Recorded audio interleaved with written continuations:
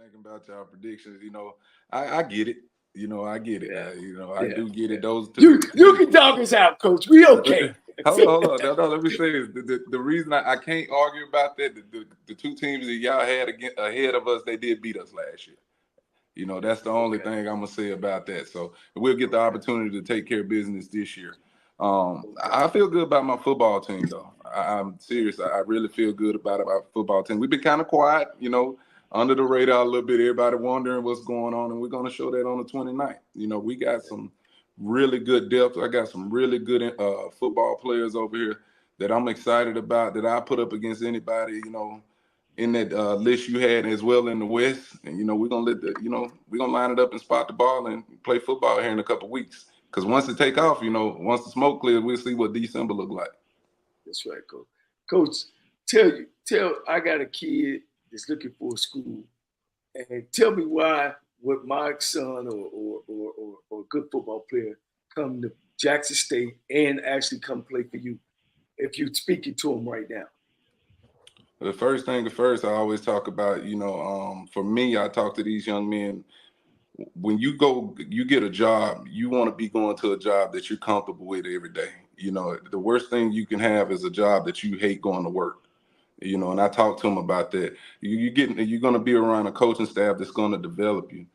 We talk about life after football. We don't just talk about developing you as a football player here. What's your plans after football? We do a great job with that stuff too. Making sure you guys, resume building. We do all those things. Having guest speakers come in there, just developing these young men, getting them ready for life after football. The football stuff take care of itself, or I wouldn't be on the phone with you. I know you can play football. I talk to them about that all the time. If you're hearing from me, we know you can play some football, but you're going to have, in 3-4 years, you're going to be developed at its highest level. And we're going to coach you from, day one you walk on this campus. It's not going to be just one coach that's coaching you as well. It's going to be, if you may have an issue here with us or while you here, you don't just necessarily have to talk to your position coach. You can knock on any coach's door here. We got a great family atmosphere, great campus, great fans, and you're going to win football games. And that's the stuff that we preach to these young men, when we're recruiting them. We don't just recruit them as well. I want to talk to you. I love to talk to the parents, because they want to know, how are you going to take care of my son as well? So we talk to the parents. Everybody is going to be in there making that decision as well. Yeah. Hey, well, Coach, we know the Sonny Boone is going to be ready. hey, Coach, I got a question for you. You talk to the Alcorn people, and you're their rival. You talk to the Grambling people, you're their rival. You talk to the Southern people, you're their rival. You talk to the Mississippi Valley State people, you're their rival. And I got to ask you, Coach, you've been a Jackson State fan, a player, and now the head coach. Who's your rival?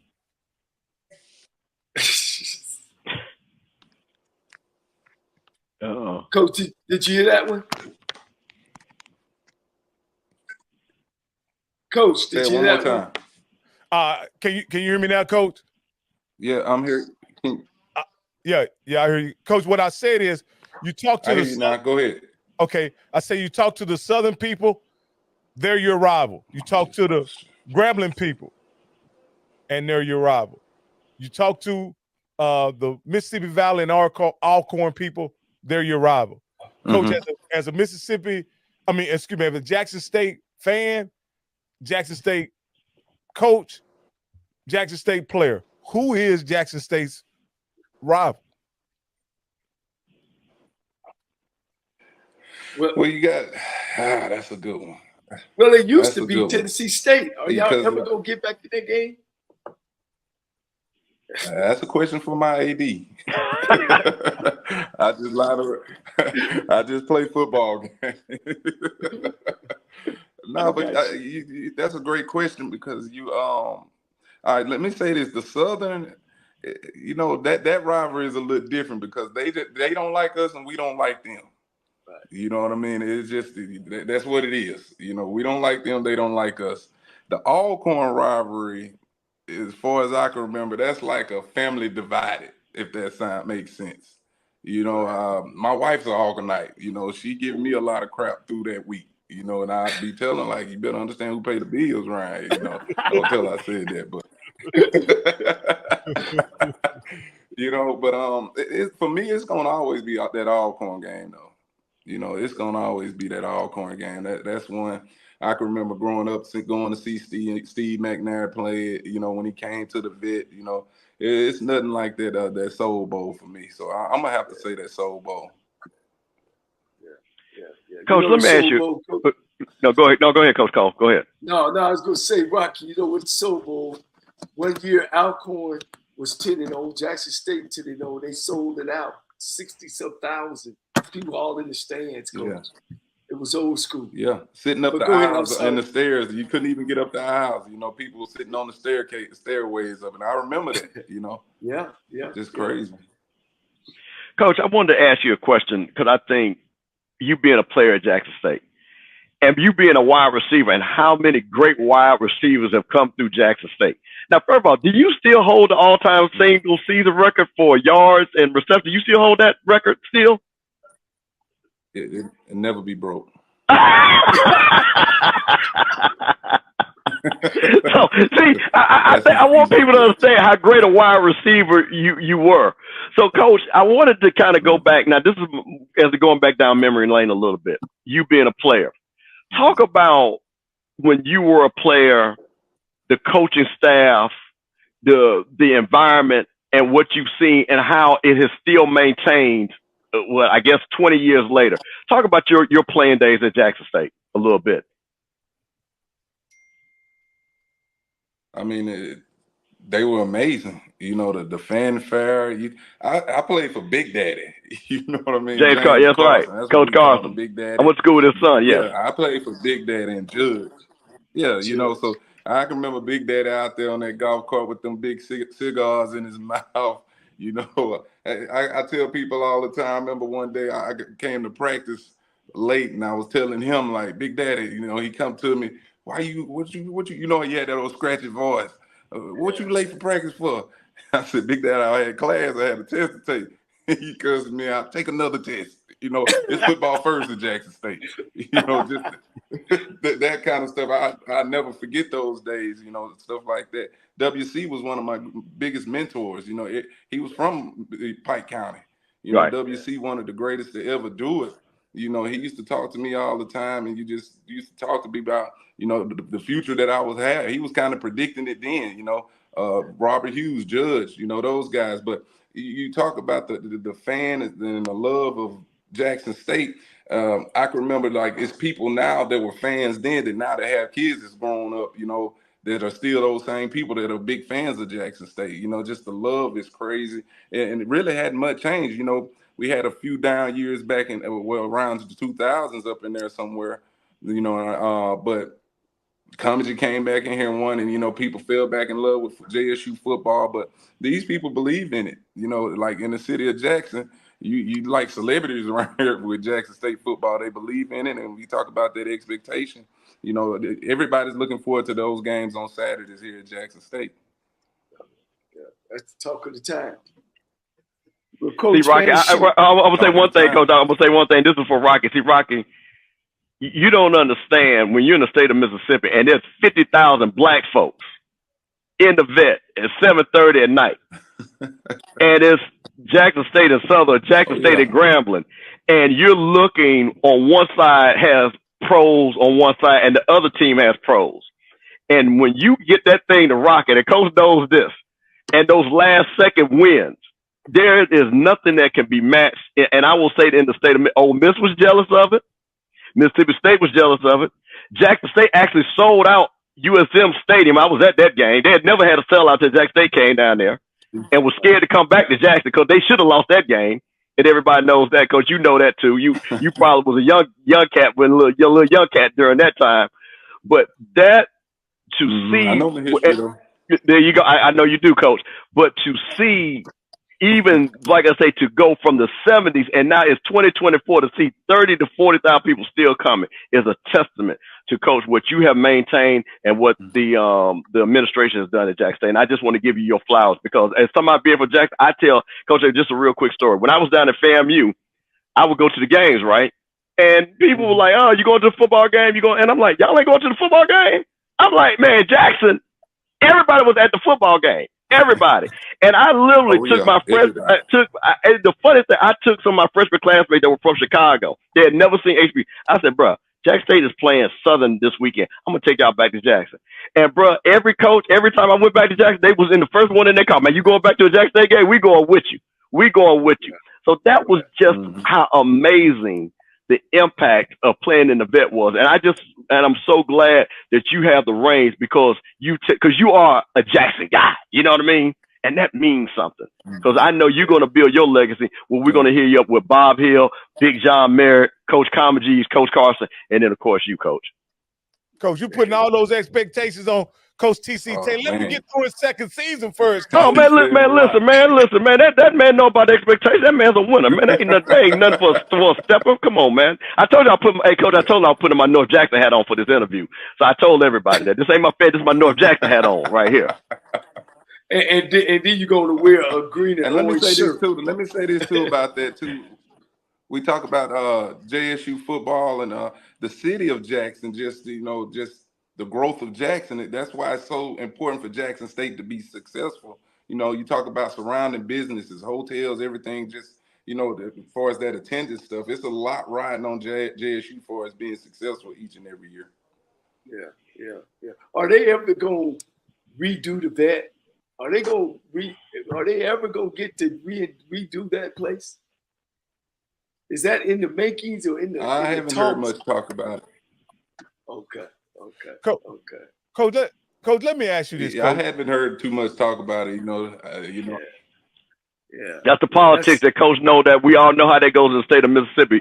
Like Coach said, Jack State brings so much money to the city of Jackson, but they can build Ole Miss State and they can build Miss. Because I'm gonna say it for you because I know you are an employee, but I'm gonna say it for you. Jack State should have had a stadium. They should have had a stadium because the millions of dollars that Jackson State football brings, and I'm gonna say this because Coach, you just ain't got nothing to do with you. That white people make off of Jackson State is ridiculous. It is ridiculous.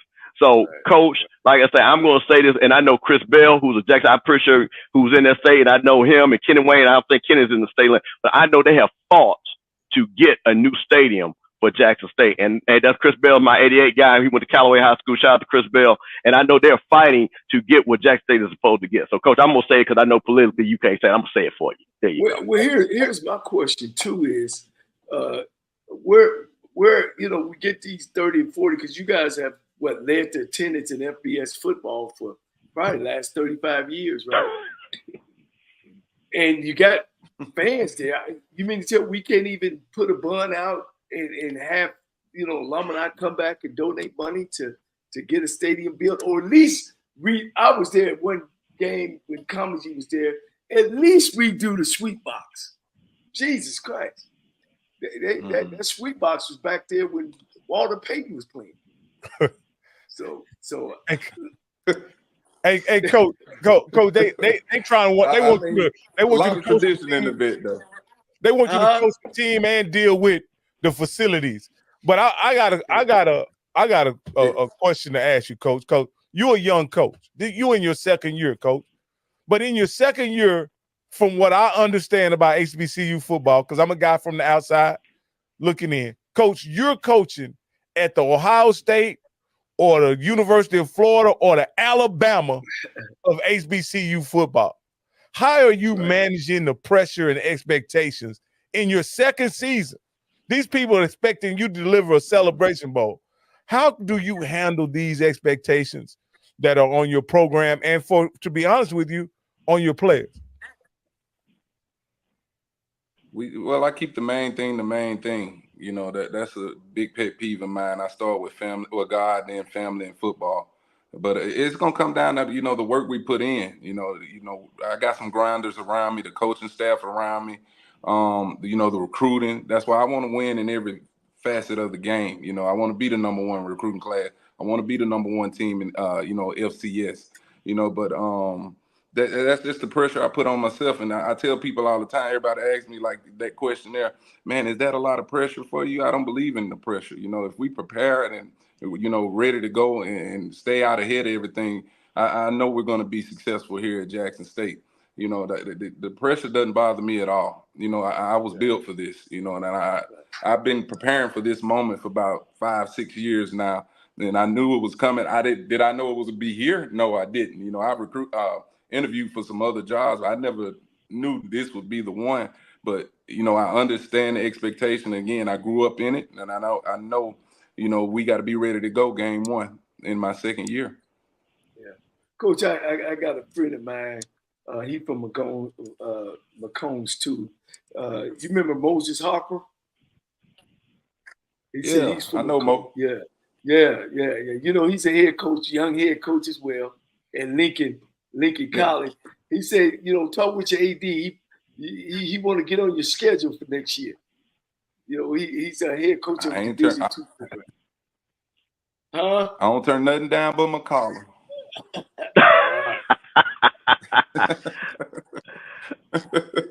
Coach, we were joking with get in touch with me.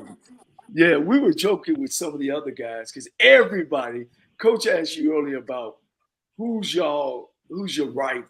And of course, Jackson State, y'all got to get up every week because everybody, and you said Alcorn State and Jackson State. So we were talking with Texas Southern or Prairie View, and Coach Bud McDowell said, you got to win that Labor Day Classic. We talking with Grambling State. Coach Joe said, you got to win that Bayou Classic. All right. Alabama State, Eddie Robinson said, boy, you got to win that Magic City. Some people rather lose and go 0-9 and win their rival game, and their job would be okay. But in your case, who is that school, Coach, that if you having a great year and you lose, they're going to be on your right on rice? You know how our fans are. Or it's several. To be honest, it's just several of them for Jackson State. You know, we can't lose the Southern. We can't lose the Alcorn. We can't lose like Grambling is back on the schedule this year for us. You know, wow. That's a big rivalry for us right there. And we already talked about what the FAMU game is turning into. It's like you said, it's week in, week out for us. You know, it's week in, week out for us. Alabama State is turning into a huge rivalry right now, you know, so it's week in, week out. But, you know, like I told you, too, that Southern game, you know, we don't like them. They don't like us. And it's early in the year this year, third game. They come into Jackson. So I'm gonna pick that one out right there, that Southern football game. Now, do y'all got Texas Southern on your on your schedule this year? Yeah. Okay. We'll travel over to Houston this year and play Texas Southern. Is that a counter for you? Is that a game that counts since they on the west side? No, I don't think that game counts for us though. Okay. I think that's one that's not gonna count. Hey, Coach, we had Coach Brown on from Lane on our show last night, and when we brought up the Division 1A HBCUs, Coach, his fangs came out. Coach, you know what I mean? Because he said he already stung Tennessee State, Coach. Tennessee State. And he couldn't wait to bring his Mississippi boys back down to Jackson on September 7th, Coach. I just wanted to let you know that, fair warning, Coach, because if you get bit by Coach Brown, it won't be because we didn't warn you. You understand? Cause Coach, I mentioned the big boys, and I thought he was gonna get scared and get to shaking and get to shivering. Boy, his fangs came out, Coach. Well, let me say this about my history with Lane College as a coach. Coach, them kids, they come to play. You know what I mean, TC? Oh, yeah. They come to play, Coach. They like the little brother that's trying to prove a point. When I was at Tennessee State, they gave us hell. You know, they ain't gonna lay down now. You know, and Coach Brown is as good as he is. He gonna have them ready. Yeah, you know, that's a good friend of mine. That's my guy that we talk on a regular basis, and he tells me, you know, that he can't wait to that game. And it's some I think Coach McCall is still there, that coached at Jackson State as well too. So they're gonna be fired up. You know, they're gonna be fired up. But they got to come to the shoe though. Yeah, the AD he coached at Jackson State as well too, right? Mm-hmm. Coach yep. Burrow, So He was a DC here. DC here. I just wanted to give you fair warning. Coach Brown was a really nice guy, Coach. He was seems like a really competent coach, a man with a plan, Coach, and he was actually looking forward to the challenge of playing you guys, and it was nice to see. He wasn't dismayed or discouraged about having that game on the schedule and all, and that surprised me to see that he was so eager to play that game, and so I just thought I'd mention. Coach, one of the things, again, I repeat all the time about why the show and why I think it's so important. How do you feel? I'm an HBCU graduate as well as you. That's why I'm so happy for you, your family, for Jacksonians and any HBCU guy and coach. And I don't know. How do you feel when, you got a rare thing. You were able to bounce around, build your resume, and boom, you was able to come back to your alma mater. But so many of us don't get that opportunity. And we get passed up by a guy because he coached the PWI running backs. All of a sudden now he could be a head coach at one of our schools or vice versa. What's your thought on that? I know you've been sitting back and looking at it. What's your thought on that as well? I think for guys that came up in HBCU and these coaching ranks, I'm a guy that always coached at the HBCU level. And, I feel like, for about 5 or 6 years now, I've been prepared to be a head coach. It's frustrating. I'm going to just be honest with you guys. It's frustrating when you pay your dues, you come up through the ranks, you buy your time, and then, just because a guy comes from this conference, it makes you less of a coach. That's what it feels like to us, a lot of times. But you put us in these same rooms with these other coaches and we have some of these same opportunities. You can see we can coach football as well, But, it's frustrating because, everybody want that splash hire. He came from this place right here that makes him this great coach, whatever. But there's some great coaches that came up through the HBCU ranks that just get looked over at times because, everybody wants to go out and get that outside hire because of where he come from, that FBS school, that group of 5 school. So for guys like us, like you talk about, we were just talking about Byron Brown, they coach at Lane. He's a really good head coach. He's a good head coach that deserves an opportunity somewhere. But, people look over those guys like that because of where they came from or where they come up through the ranks. But I honestly can say on that, it is very frustrating for guys that come up through the HBCU ranks. Yeah. That's, I just want to make sure that we touch on that. Well, Coach, let me ask you a question. You being a coach, what other coaches, as you look through the MEAC, the SWAC, the CIAA, that you say, I kind of like the way that guy coaches? Who do you kind of look at? Cause I've heard other coaches say, we've had other coaches say, hey man, I really like that. So who you as a coach that you look at and say, man, I'm really impressed how he runs his program and things like that? My guy, I love Chennis Berry, the new coach at South Carolina State, his energy. I just that's my guy. The energy. I know he's gonna do well over there in the MEAC, and he deserved that opportunity. Another guy we're talking about though came up through the ranks. Bought his time, went over to Benedict, was successful there. So I'm excited about Chennis and the things that he brings to the table, the staff that he put together over there. He's gonna do a great job in that MEAC. So he definitely be the guy that that I keep a close eye on, and we talk all the time too. But I love everything that he's bringing to the game in HBCU football. Now, Coach, is that something that wait, hold on, Rocket, because he said, so is that something that we could see maybe a home and home between Jackson State and South Carolina State? Since you kind of put that out there, that's something that you might be interested in doing? Or that an AD question? That worked out. Okay. You heard what I said? We might get that worked out. Okay. All right. Awesome. Well, one last question, Coach. How much do you have control of your schedule, or y'all kind of do it together, you and the athletic director? Yeah, I mean, before he makes any of those decisions, he always picks up the phone. When we have our meetings, we talk about the scheduling of games. That's the beautiful part about having him as an athletic director. He's open with me, straight up front, and but all that kind of stuff is discussed. We meet 2-3 times a week. You know, we talk about certain things, whether we're on the phone or whatever. But you know, all those type of things that affects the football program, we have great open discussions about.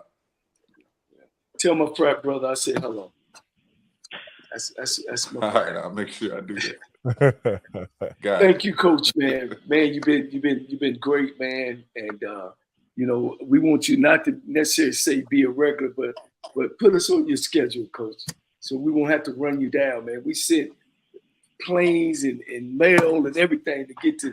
Man, we gotta have you, Coach. Y'all the cream of the SWAC, man. You know, we don't want to be starting with some other schools. We want to start with Jackson State, man, getting it up.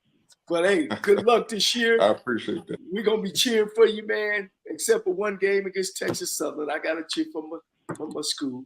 But again, thank you, Coach, and we look forward to you guys. And we'll see in December who will it be. Thank you, Coach. I appreciate it. You're doing a great job. I mean, us Jackson folks, we're proud of you, man. We're proud of you.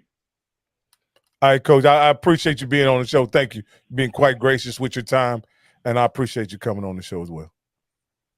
Appreciate it. Hey, appreciate you guys for having me, man. Y'all keep doing what you're doing, man. This is huge for HBCUs, man. A lot of love for you guys. Thank you. Oh, Coach. Go ahead. We good. Hold on. We can bring him back. We double pump, Coach. Oh no, Coach. I was letting you know, man. I'm now an analyst for HBCU Go TV. So I got 5 HBCU games, and you know I'm starting off on the rookie level at the CIAA and the SIAC. But I got one SWAC game, but I will let you know because this is the next step, and it was something that I think, and I talked with the CEO, of course, Charlie Neal, that we need to have more guys that have came through the SWAC analyzing our games, calling play-by-play or whatever. So I'm just trying to be a trailblazer of it and let you know, man, keep that in your back pocket. We need great guys like you to stay in the conference and continue to make our conference great. Awesome. I appreciate that, Coach, man. Charlie's a good friend of mine as well, though. Keep doing what you're doing, Coach. Thank you, man. Thank you, guys. Yeah, thanks, Coach. All right. Hey, that was another amazing interview from Jackson State. Oh, hey, you almost had your blue hat on today, Steve. I've never seen you like that before, man. No, man, listen. This ain't no secret, man. Let me tell you something, man. And I say this with a lot of love. Jackson State means so much to the city of Jackson. And Jack State, and I tell people, so my grandfather's from Wiggins, Mississippi, family of 13. His mom and daddy sent him up that highway and said, listen, we don't know about this other stuff. We know if you get an education, you can come back and help your brothers and sisters. And from 1938 all the way to now, we got somebody on the back that's a Breland.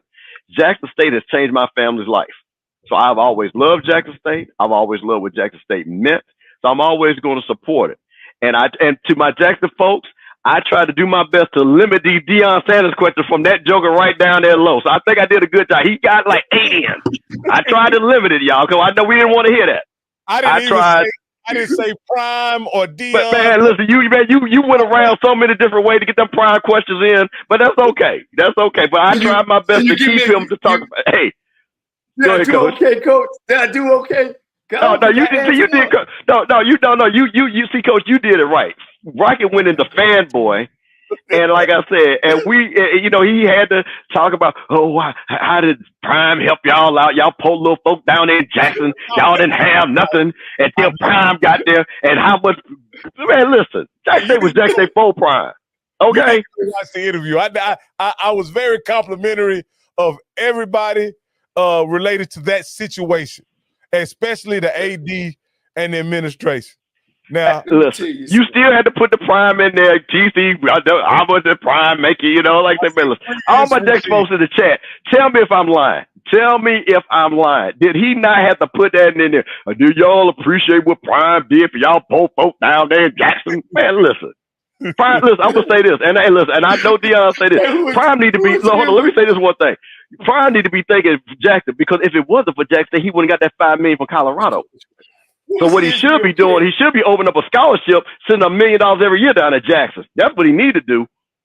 And thank Talladega because them Jackson State folks hooked them up with a degree down there. Them white folks at Florida State ain't never give them no degree. Now, how about that? That's free. I ain't gonna charge y'all for that. Come on, man. We don't play that over in Jackson, man. Down there, that prime man. Listen, 1400 Lind Street was there before that man got there. All right. For sure, coach. For sure. Hey, man. Hey, he brought his crowd and matched up with their crowd, and it was just a great thing. No. But see, here's the thing. To the point, my point of it is, they both needed each other. You see what I'm saying? Jackson State was at a point that Jackson State had bottomed out. They needed a fresh start. And I will be honest with you. Say that again for the people in the back. No, but nobody denies that. No. But hold on. But it took a person from Jackson to see the vision, because I'm gonna say this again. Dion was right down in Texas. None of them Texas schools hired him. None of the Florida schools hired him. Nobody from Arkansas hired him. It took somebody from Mississippi to see the vision. So then what Prime did was what Prime did. He brought all his talent and his charisma to Jackson, and it was a perfect fit. Dion is country. Jackson, that's what Jackson is. So that swagger that Dion had, if you know anybody from Jackson, but that's Jackson all day, baby. That's we all swag. You go to Jackson. Jackson is not the country, but it's in a country state. So he brought that. So when I saw that, it didn't shock me the way Jackson people were acting, because that's the way we grew up acting, man. That's how we act. You know what I'm saying? Okay. So my thing is just pump the brakes when you have a great, because it worked out. You could put 50,000 people in that stadium, right? You had the tradition of the 4 Hall of Famers. You had the sonic boom of the South. So you had that, and then you just added water to Dion, and then you had something special. What I'm disappointed at, and I understand Dion had his own mission, Dion could have did something extraordinary in Jackson State if he had stayed in Jackson State.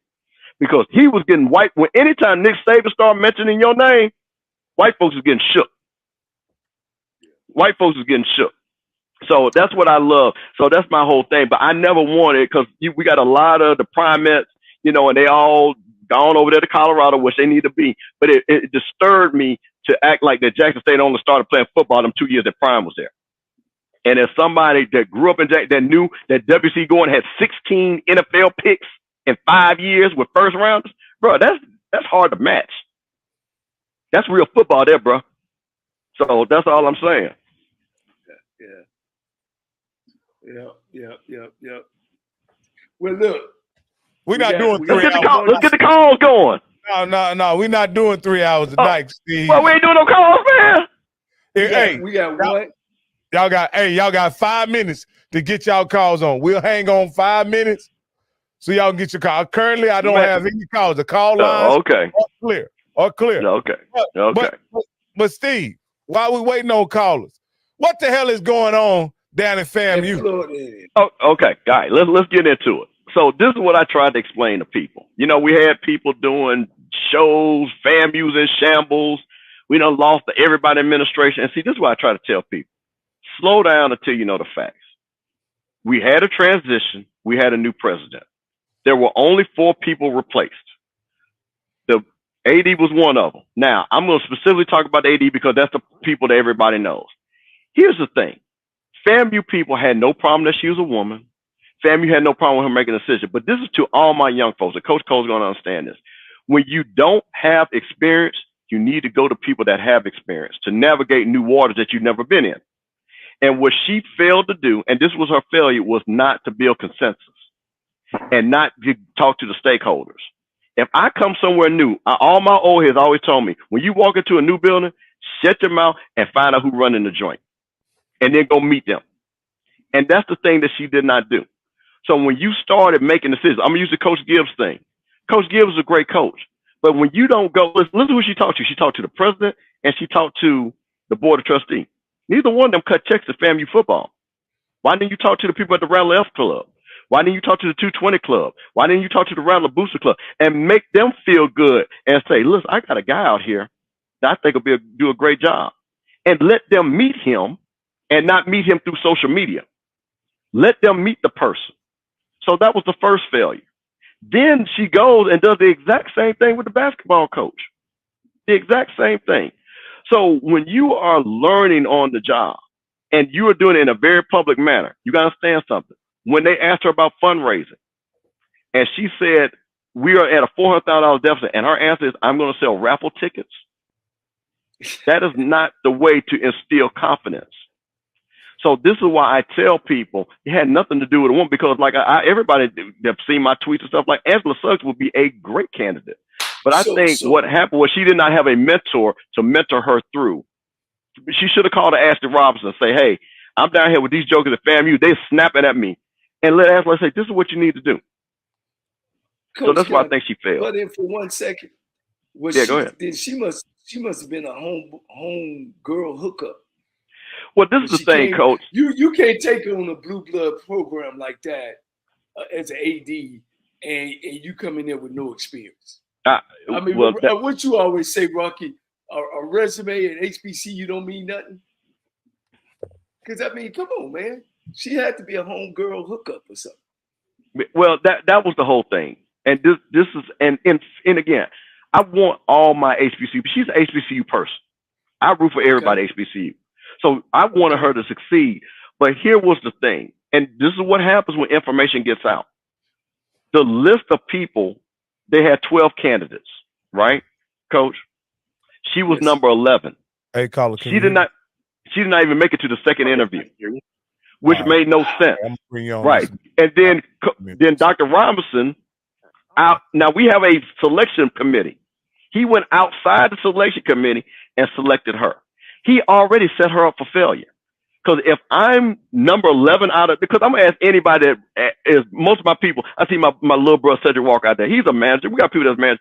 If Coach, you've done this. If you got 12 candidates, have you ever hired the 11th candidate out of the 12? No, man. No. That usually does not dictate success. Yeah. So that was the thing. If you're going to do that, then you incubate her and say, hey, listen, this is what you're getting into. And I think some of the things, because some of these things, as they say, as we like to use the FAMU, self-inflicted. She talked about the coach, the basketball coach. She didn't know, she couldn't hire a basketball coach at a certain time until the fiscal year rolled over, right? That's not a FAMU thing. That's not alumni being mad. That's you not knowing the policies and procedures. You got to know that as an AD. Right. So then when you put yourself out there, the people that really don't like you, you give them more venom. I'll use a rattler thing, more venom to strike at you. See, that's one thing about me. Ain't nobody ever gonna catch me slipping, brother. Never. Now, Coach, it's been a year, right? It's been a real year. Florida A&M has had a heck of a year. They got a $230 million situation. Fake nation. Came across. A false nation. This coaching situation lasted too long. Yep. President now being let go, now AD, and it's just been like every 3 months. Yep. Florida A&M was better than this coach. That's why I'm so. Every time I pick up the phone, Coach AD fired. Coach ain't been hard.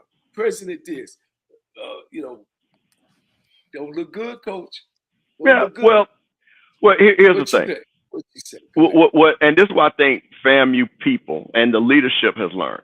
Sometimes that's called hubris, right? You're around too many people that agree with you. Your best friend is the one that tell you when you're wrong. That's really your best friend. They can say, hey, see, you're not doing right. And with the 237 thing, I mean, let's be honest. That was such a critical error. But this is what happens sometimes, and this is what happens when you're flying high. Because, and this is no secret, because this came out in the 237 report and things like that. FAMU is moving you understand something? FAMU is in the top 100 of colleges. There are only 4 SEC schools that are ahead of us, okay? So when you start getting that level of arrogance and stuff like that, you start thinking that you're invincible. And that's not how that works. Every day, you got to dot your I's across your T's. And this was a situation because I think Spelman had gotten this, or Morehouse had gotten this crazy amount of money. And FAMU said, we want to beat that. You shouldn't be competing against people because we're not in a competition. What you should be doing is the best interest of FAMU. The best interest of FAMU is slow down, check this man out. Because I'm going to tell you this, and I'll tell you this, I've told the story a billion times. I get the phone call. They said, we get $237 million. I'm naming all the Bill Gates, this person, that person. And they're like, no, it's some black guy. Oh, it's the brother. There ain't no some black guy. What black guy? It ain't no such thing as some black guy 237 million. That's either John Smith or, Jay-Z or, you know what I'm saying? Or somebody like that. You're going to know that name. Yeah, you're going to know that name. So then I do a simple, in America, right? I do a simple Google search that day of the graduation. And because I made the post, we got the 237. I was driving. I pulled over and did a Google search. I saw the guy's website. Now you can go to my website. There ain't no misspelling, not nothing. You ain't gonna never catch me. You will think we make $1 million every day because I got it looking like that. When I saw a Gmail address and misspelled, I said, man, that man ain't got that money. That man, because let me tell you, the people that are tight don't misspell words. I'm telling you this from a business standpoint. You see somebody that misspell words, they're sloppy with their business. So I knew right then and there that he did not have that. Hey, let's take these couple callers. Hey, callers, when we bring you on, we're going to give you 1 minute to express yourself. And then we're going to move on. Go ahead. The other thing, what about they got to subscribe and are we done? Oh, yeah. Hey, let's slow down for a minute. And I need, if you're watching on Scottish channel, only thing I need you to do is hit that link, go like, and subscribe. I know y'all chatting like crazy, all you Jackson State fans or whatever, and some of y'all don't want to give Scotty a view or whatever. If y'all find yourself in that situation, there is an alternative, right? You can share the love. You can go to my channel and go ahead and like and subscribe, and you won't ever miss an episode of HBCU Coach's Corner. So the next person, the next caller on the line, it is 8945. You're live on HBCU Coach's Corner. What do you got for Coach Cole? What's going on, brother? What's going on, everybody? This is Doc Holiday, y'all. What's going on, Doc? Ain't nothing at work, slaving around here. No, but on the family thing, though, the only thing I can say is, hey, if it was misinformation put out there, I apologize. But at the same time, better go on your boy Vaughn Wilson, because he's the one who put it out there. Well, Doc, here's what I'm gonna say to that. I'm not gonna. To your point, you're right, and that was wrong. And I said as such. And this goes back because that caused a firestorm that had everybody doing. And like I said, I don't blame anybody. But what I will say to this, and this goes to all y'all, my nieces and nephews. But we gotta. I'm asking. I always say this. We got to do a self check. That go to FAMU people and everybody. Man, we all in this thing together. We can joke and talk about football, but when everybody's talking about pothole state, everybody, I don't like that, or Laxon State, or anything like that, you're disrespecting my family. If you're talking about FAMU is worthless, their education is worthless, I'm glad this happened there. That's not what HBCUs were built on. HBCUs were built to educate the slave, to give them education, because white schools did not allow that. All of them, not some of them, all of them. So if one of us hurts, we should be trying to uplift, not tear down. So I don't mind anybody doing a show about the issues at FAMU. You should do a show. You should talk about it. But when people take joy in that, then I'm never going to support that because I don't come from that. Because I had kids, my children all went to HBCUs. Everybody in my family went to HBCUs. So I don't ever talk down to HBCU. I don't say that somebody is not something. That ain't how I roll. So if other people roll with that, that's you. But see me, that's why I can go any place, anytime. That's why I've sponsored all these people, and people still call me because I respect every HBCU. Because we're all together. Hey, Doc, we're going to go to the next caller, man. Thank you for calling in, my brother. Good, bro. I'm going to listen on. Caller with the last 4, 6660. You're live on HBCU Coach's Corner. Hey, gentlemen, how you doing? Hey, how you doing? Good. Rocky, I don't think you're going to like this one today, sir. Go right ahead, man. I wanted to say, Mr. Campbell, thank you for speaking up because, Rocky, I'm going to suspend your passes to our PV games. Please don't, man. Please don't. But, no. Yours is suspended. But, Coach, I got a question for you. I called y'all on, I think it was yesterday, in reference to the Clark coach. I'm going to try to get with Ralph Cooper, coach, and see if he can connect us because I got the trucking company's information, so we can pass it on to the coach at Clark. Okay. Okay. Cool. Oh, that's awesome. Did So you get his email? Did you get his email address? Yeah, we can. I'm gonna go back tonight and try to go back and see if I can't cap it. Yeah. I was just letting you know It's I on did there. touch bases. Yeah, I did touch bases with the young lady, and she said that she and some other Clark alumni would be willing to help out. That is awesome. Okay. That's awesome, my brother. Hey, and make sure at homecoming, at homecoming at PV, make sure you let me know where your tailgate is, because I want some brisket, some ribs, some sausage, and some potato salad. Man. Near me, but I want to pose one quick question, if you don't mind. Go ahead, man. Lord said the same in the future for y'all. Is it possible that we could or is it possible for you? Can we post what are the like the preview Grambling game or the big games, so people will know what's coming up in the future? Absolutely. We usually go through the big games for each week when there are games being played. We highlight the big games, and then we recap our predictions for those games. So that's what we do each and every week. So that second point was, can we also maybe get the coach to kind of say, if people want to come on and give money to their school, their athletic fund, something like that, so we can try to help, those individual schools out. Those are just some suggestions. Those are great ideas.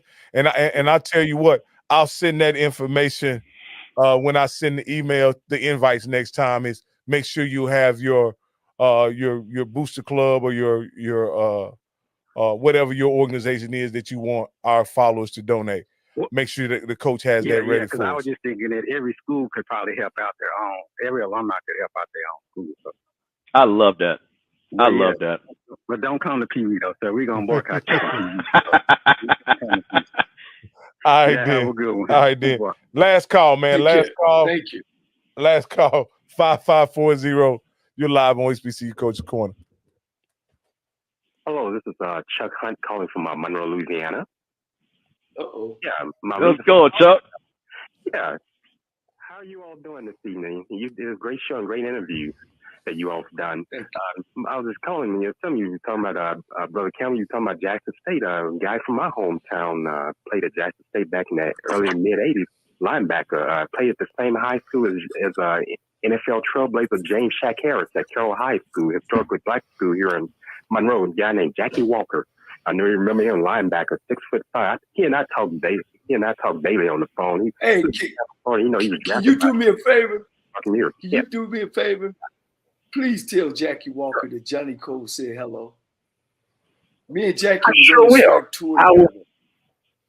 And Jackie knows me very well. Yeah, and I speak daily. Okay, I sure will. I'm surprised he didn't call me this evening. Yeah. And could you send him could you send him the link of the show next time? Yeah, tell him we want to have Jackie on. Jackie, real quick about Jackie. Jackie Walker was in that Lawrence Taylor mold of that 6'3" and above 250 linebacker. And Jackie went to Tampa Bay and just really, man, just was the standard. Just like I say, and then this goes from Jackie Walker to Darren Connor. And that's what I'm saying about the greatest of what Jack State had falls on the defense and stuff like that. I'm talking about pro size. Jackie Walker was the epitome of pro size. Absolutely. I played against all them cats, man. Jackie, he didn't even play football until his senior year of high school at Carroll High. That's the only time he played. And he was a basketball player, wasn't he? Rest of history. Yeah, he played basketball at Jackson State. Paul Covington played on WC running football and Paul Covington and basketball at Jackson State. Yeah, he was a two-sport athlete in there. He didn't even play.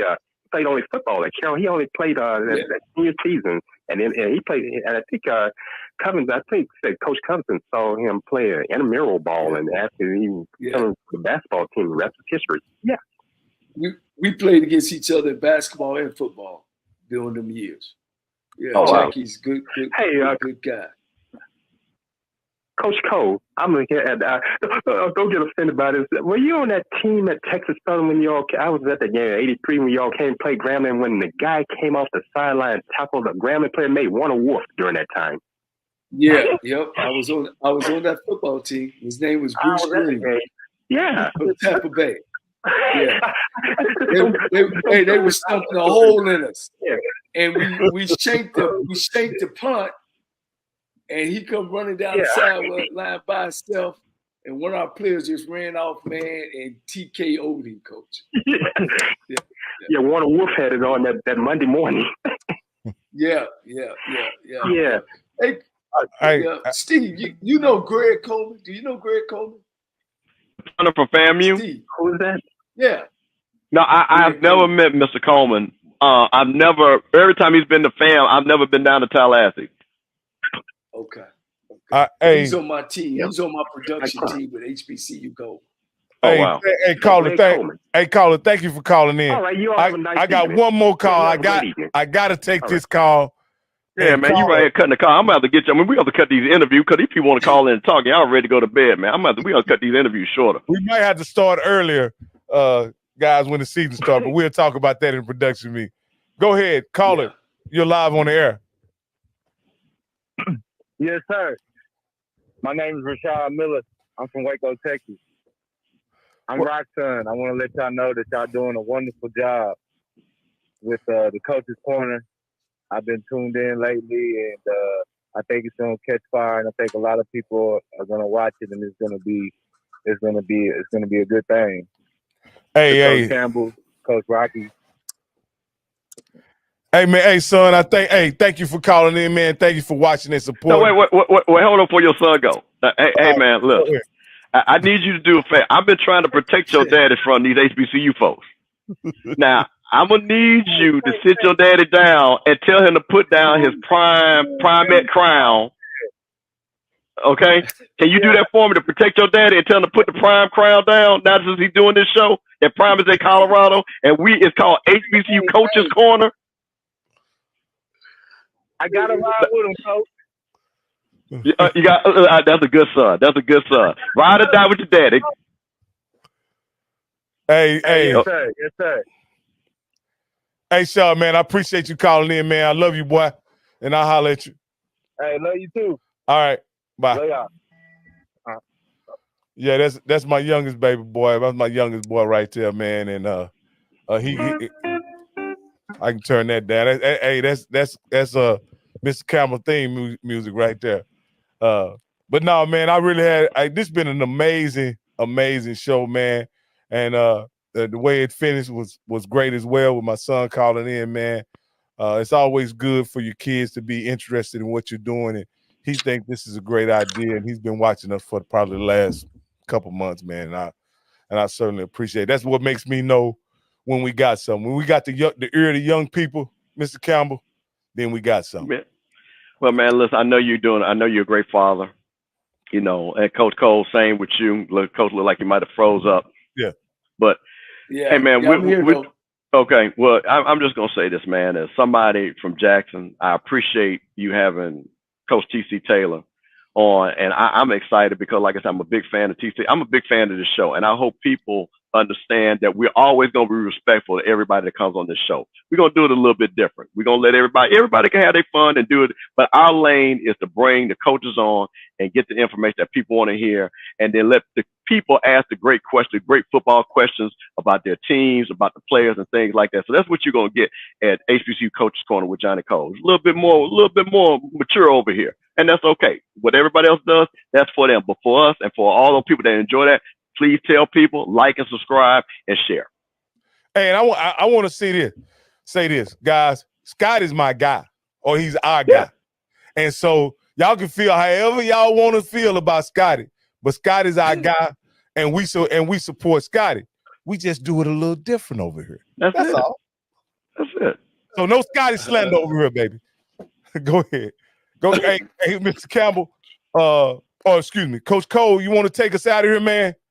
Can you hear me? Because all we need. I hear you just fine. Your audio is phenomenal. Well, good, man. Look, again, hats off to both of you guys. We got one more week before we start getting this thing and getting on the road. Next week, we're going to the SWAC and MEAC Challenge. We have got our media passes. We also got the Florida A&M Sweet Box that we'll be working from. So we're excited about that. And, again, it's election year. We got to be able to vote for a president. Don't get it twisted. This thing is not over. Of course, I love Kamala Harris, but if you don't, you still got to vote for who you believe in. It's real important of what's going on in the world today. But again, don't let the world get too hard on the shoulders. It's God's choice and it's God's challenge to keep on pushing. He gives you 3 scores, right? 3 scores in a decade. So without further ado, if you feel the world is coming down on you, man, tied not at the end of the rope, because what ain't you nobody need to know today like is Tuesday, August 20th. 2024. Number 1, the Democratic National Convention may be a Kamala Harris event all week long, but the first night belonged to President Joe Biden. The current president of these United States delivered a speech that less than 1 month ago he expected to give on the final night, accepting the presidential nomination. Among the others speaking Monday night, First Lady Dr. Jill Biden and former First Lady, former Senator, former Secretary of State, and first woman nominated to run for the president of a major party, Hillary Clinton. And the woman of the hour, Vice President Kamala Harris, joined the delegates Monday night, surprising the crowd when she took the stage, walking out to Beyonce's Freedom and paying tribute to Monday night's headliner, the man of the hour, President Joe Biden. Number 2, as the Democratic National Convention returned to Chicago this year, memories of the violent 1968 convention linger, but this week's event is expected to be very different. While anti-war protests are anticipated due to the Biden administration's support of Israel, Chicago police have pledged to respect the protesters' rights, contrasting the aggressive tactics used in 1968. The Democratic Party is also more unified in 2024, rallying behind Kamala Harris as the presumptive nominee, unlike the deep divisions of 1968. Number 3, cancer, once seen as a disease of older adults, is increasingly being diagnosed in people under the age of 50. This alarming trend shows higher risk for younger generations, with rising cases in cancers like colorectal, breast, and pancreatic. The shift demands urgent attention as more young people are affected than ever before.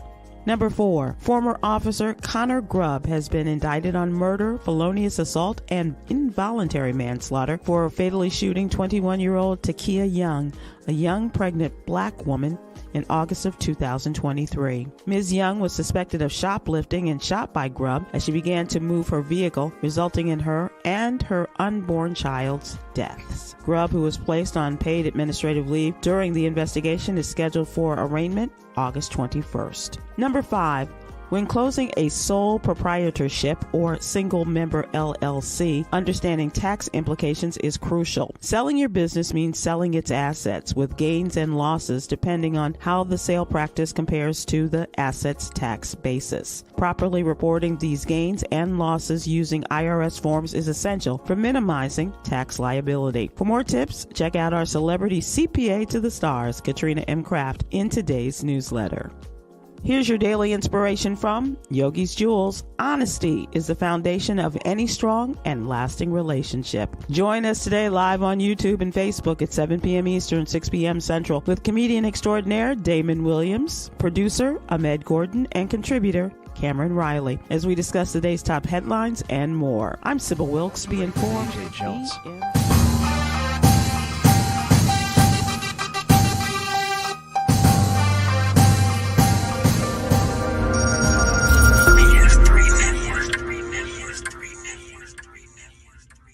BS3 Network, changing the way you watch TV.